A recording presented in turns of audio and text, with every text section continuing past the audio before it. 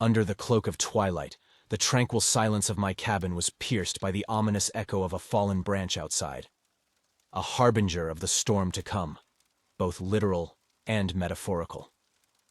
As I approached the window, the dense fog of the Pacific Northwest obscured the familiar yet now foreboding landscape of towering pines and undulating terrain. The night was alive with the whispers of the wind, carrying with it a chill that seemed to seep into my very bones. Turning away from the window, my gaze fell upon the worn wooden table that had become my altar of preparation. Upon it lay a note, its edges frayed, as if the very message it contained was struggling to break free. The handwriting was hurried, the ink blotched in places where the pen had pressed too hard against the paper. It read, "Lucas, the hunt beckons once more.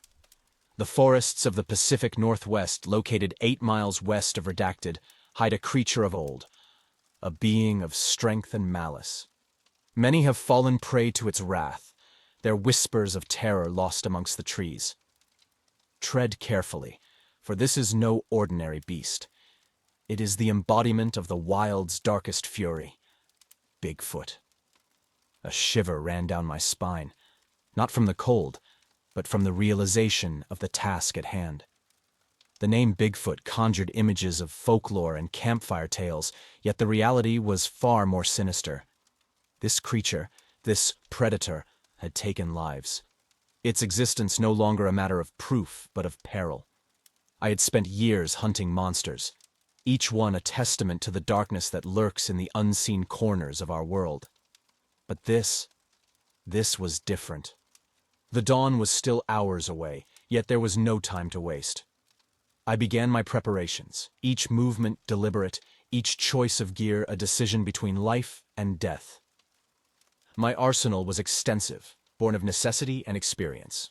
A .44 Magnum, its heft a familiar comfort, a crossbow, silent and deadly, and not least, an assortment of traps and snares, each designed for an enemy that defied natural law. But it was not just weapons that I gathered. Maps of the area, satellite images, and reports of sightings formed a tapestry of intelligence. Bigfoot was cunning. Its intelligence, one of its deadliest weapons. To underestimate it was to sign one's own death warrant. As the night deepened, the storm outside grew in ferocity, a mirror to the turmoil within me. The wind howled like the cries of those lost to the creature's rage, a constant reminder of the stakes of this hunt. Yet, amidst the chaos, a resolve settled over me, as unyielding as the earth beneath my feet. This was more than a hunt. It was a war against a darkness that sought to claim the innocent as its trophies, and I was the barrier between it and its prey. The path ahead was fraught with danger, each step a dance with death itself, but retreat was not in my nature, nor was fear a language I spoke.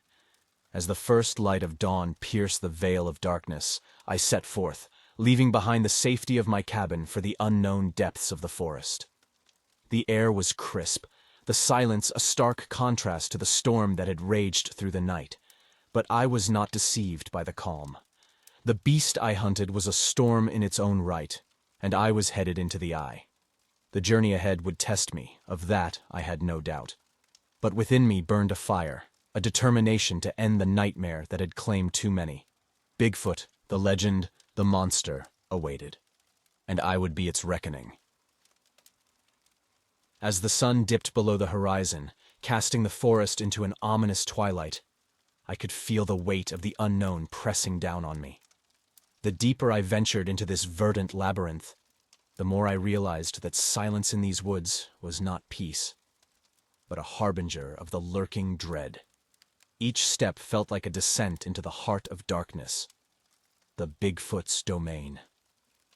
I had seen signs of its passage, trees scarred in a display of brute strength, cryptic markings that seemed to delineate territory, and more disturbingly, the remnants of a campsite torn asunder.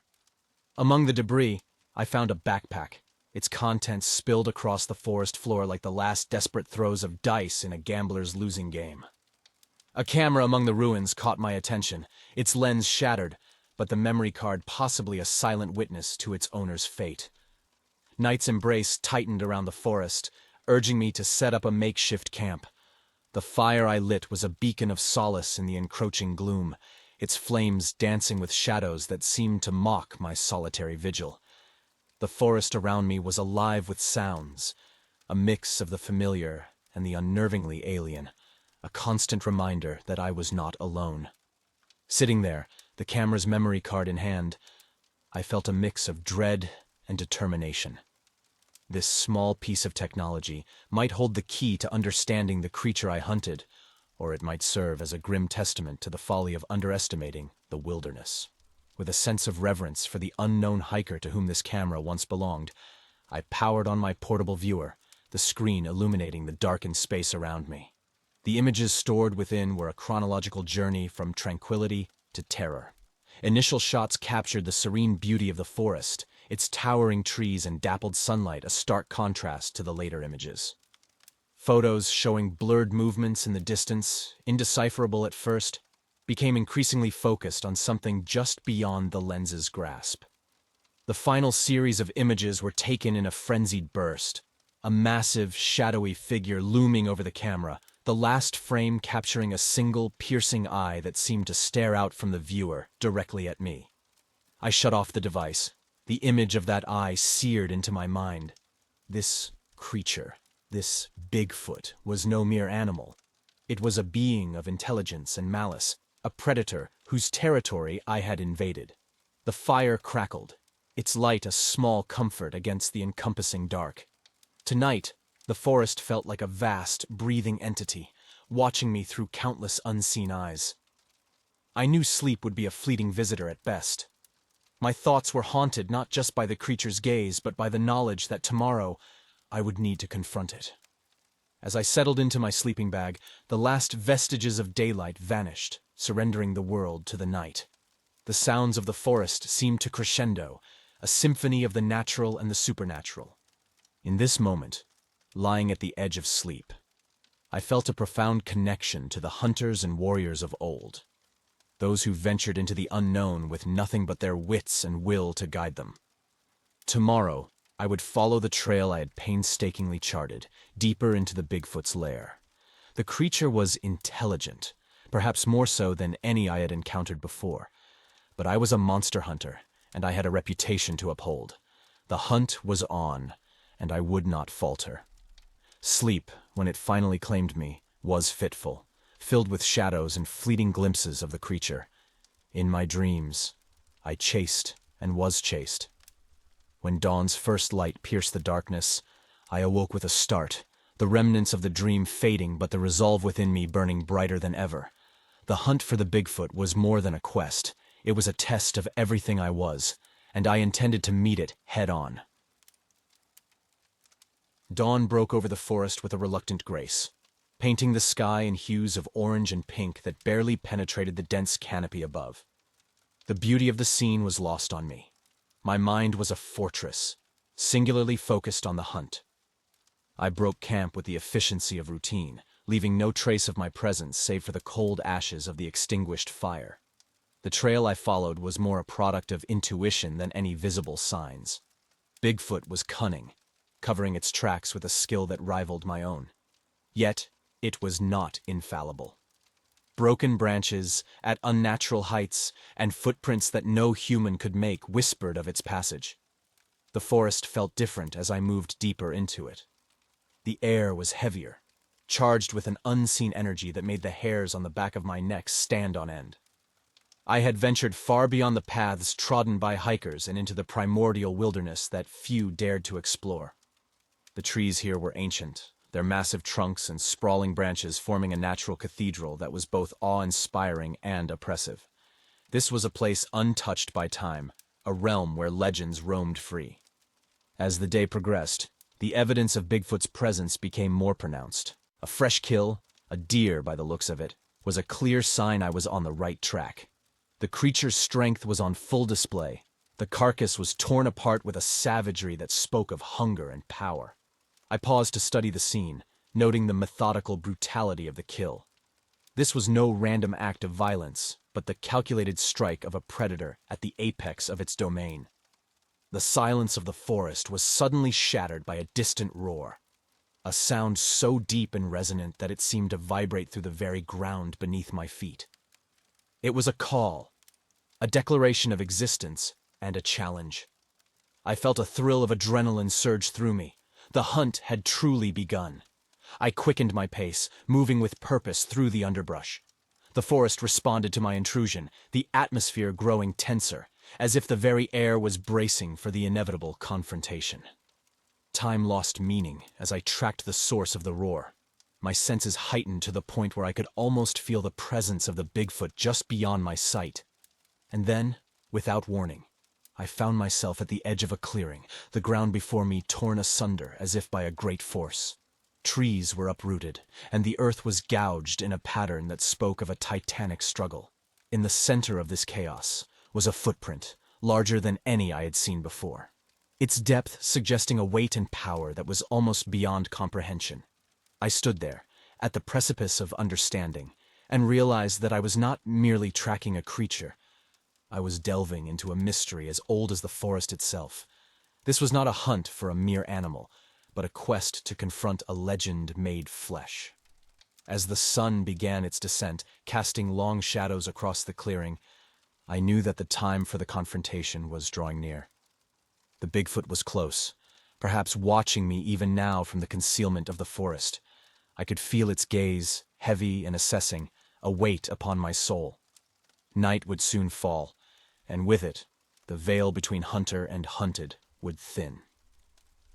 I prepared myself, checking my weapons and equipment, each action a meditation on the task ahead. I was about to face my greatest challenge yet. The forest settled into an eerie calm as darkness enveloped the world. I waited, every sense attuned to the slightest sound, the smallest movement. The night was no longer just a backdrop for the hunt. It was an arena in which the final act would unfold. And in the heart of that darkness, I waited for the beast, ready to face whatever came forth from the shadows. The twilight forest, a realm where the veil between the known and the unknowable thins, set an eerie stage for a confrontation bound to be etched in the annals of the unexplained. I stood at this precipice, armed with more than just weaponry. I wielded a resolve honed by the countless tales of the beast I was about to face. The Bigfoot, a creature of myth, was real, and its existence was a challenge to the understanding of the natural world. The air was charged with anticipation, as if the very earth understood the gravity of what was to come.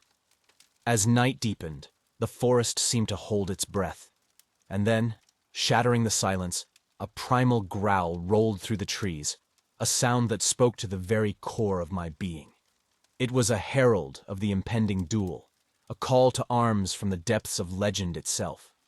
Armed with my rifle and the knowledge that the creature before me was responsible for the deaths of countless innocents, I steeled myself for what had to be done. The Bigfoot, for all its mythical grandeur, had crossed a line from legend into a tangible threat. The underbrush rustled ominously as the creature made its presence known, emerging from the shadows with a menacing aura. Its eyes, alight with a feral intelligence, fixed on me, acknowledging me not just as a hunter, but as an adversary worthy of its attention. In the first moments of our encounter, the Bigfoot charged with a ferocity that was as terrifying as it was awe-inspiring. Despite its colossal frame, it moved with a speed that belied its size, forcing me to react with every ounce of my training. My first shot, aimed to wound and slow, missed its mark, the beast's agility a testament to its survival instincts. The chase that ensued was a dance of death through the forest's darkened corridors, a test of endurance and will.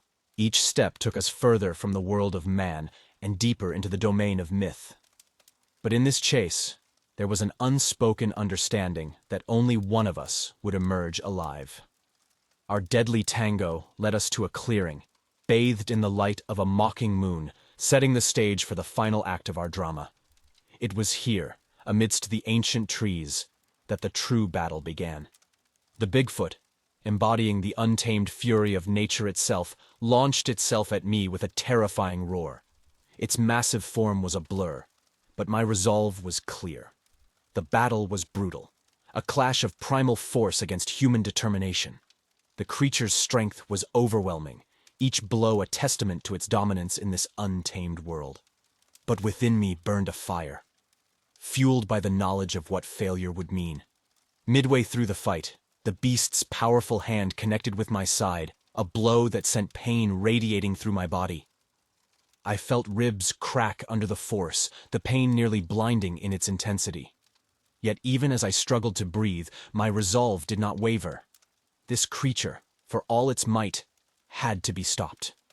In the moment when defeat seemed certain, when the shadow of the Bigfoot loomed largest, I found within me a strength I did not know I possessed. With the creature bearing down for the final blow, I managed to roll aside, avoiding its crushing weight by mere inches. Seizing the moment, I raised my rifle, the weight of my purpose steadying my aim. As the Bigfoot turned to face me, a mix of rage and respect in its eyes, I fired. The shot, a culmination of desperation and determination, found its mark. The creature staggered, a pained roar escaping its lips, before it collapsed to the ground, the finality of its silence echoing louder than any roar. As I stood over the fallen beast, the enormity of what I had done weighed heavily on me.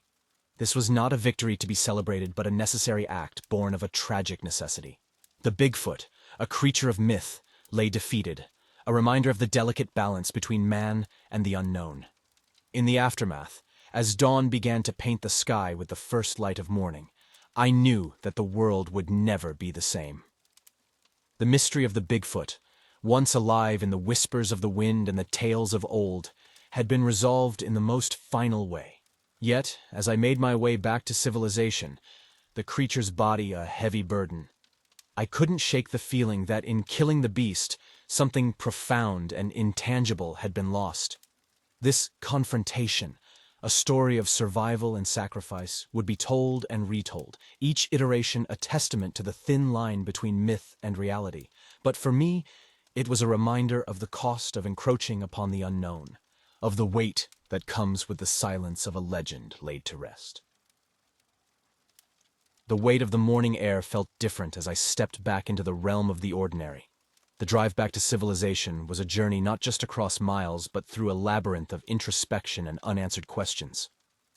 As the sun crested over the horizon, its light seemed to cast longer shadows than before, each one a reminder of the night's events. The forest, once a place of mystery and allure, now held a solemn silence, as if mourning the loss of one of its ancient guardians.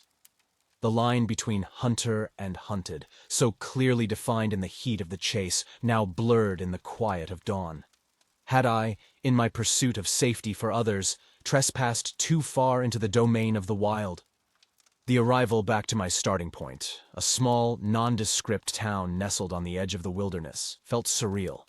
The normalcy of life here, people starting their day unaware of the night's events, struck a stark contrast to the turmoil within me.